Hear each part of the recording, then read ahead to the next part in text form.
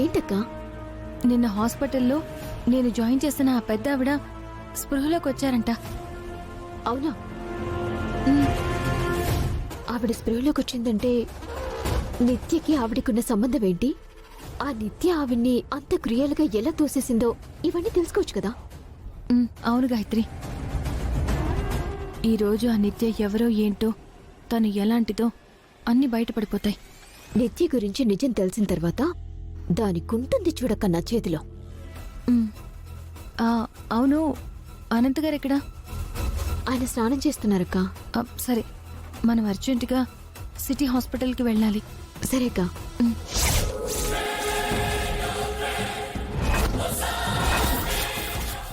ముసలిది చావలేదా? దాన్ని త్రిపుర, గాయత్రి, అనంత్లో హాస్పిటల్లో జాయిన్ చేశారా? అది చచ్చిందని వదిలేసొచ్చాను. అదిప్పుడు అందరి ముందు హాస్పిటల్లో నోరు తెరిచి అంతా చెప్పిందంటే నా పని అయిపోయినట్టే. ఇప్పుడేం చేయాలి?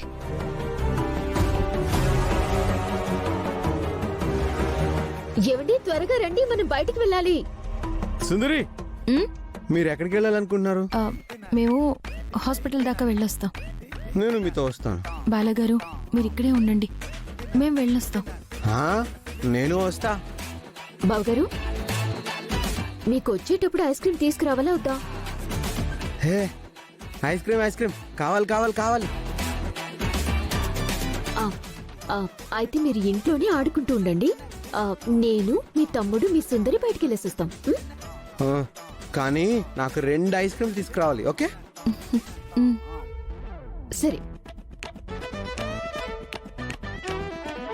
అనంత్ గారు వస్తే మనం త్వరగా వెళ్దాం గాయత్రి. అలాగే అక్క. ఏమండి, రండి త్వరగా. వస్తున్నా. లేకపోతే ఇలాంటివే వస్తాయి. ఒరే, నీ సూక్తి మొక్తావలి తర్వాత ఆ ముసలి నోరు తెరవకుండా ఏదో ఒకటి చేయరా స్వామి. నిత్య, ఏ హాస్పిటల్ అన్నావు? City hospital.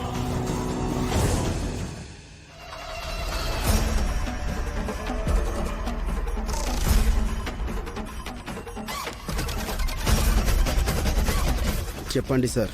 రేయ్, మీరు అర్జెంటుగా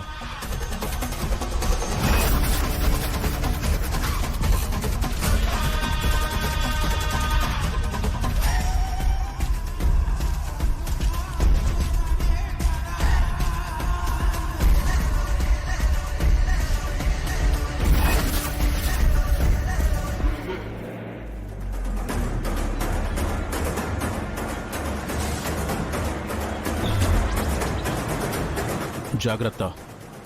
అలాగే సార్. రేయ్, మనం అర్జెంటుగా హాస్పిటల్కి వెళ్ళాలి, పద. మీరు కంగారు పడకండి, మన వాళ్ళని హాస్పిటల్కి పంపించాను. వాళ్ళ ముసలావిడ్ని త్రిపుర వాళ్ళకి కనిపించకుండా మాయం చేస్తారు. అమ్మా,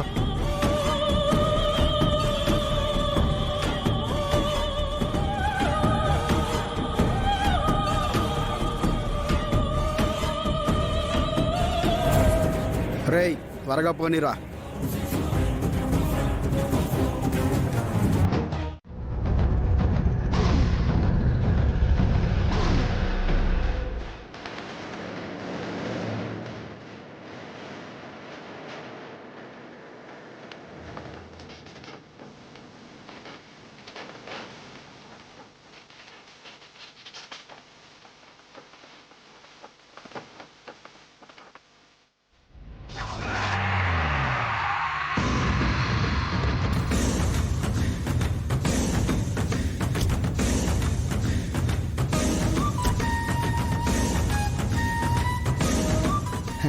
సుందరి, మనం హాస్పిటల్కి ఎందుకు వచ్చాం?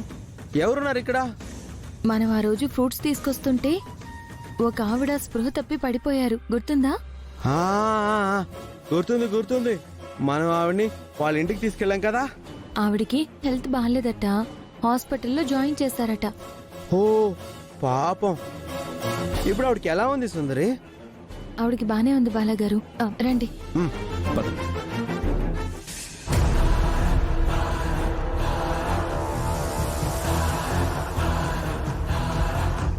ఏయ్. ఏయ్, నోరు మూసేరా ఏయ్, పద, పద. గట్టిగా పట్టుకో.